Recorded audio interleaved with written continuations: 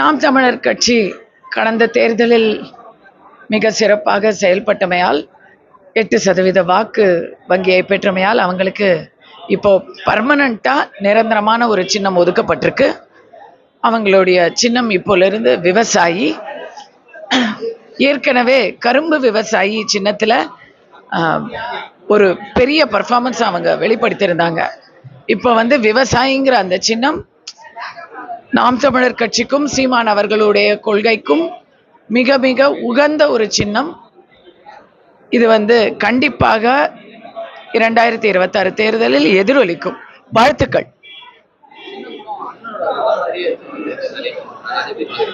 எனக்கு கூட அது அண்ணனோட முகம் மாதிரி தான் இருந்துச்சு. அதுல சொல்றதுக்கு என்ன இருக்கு?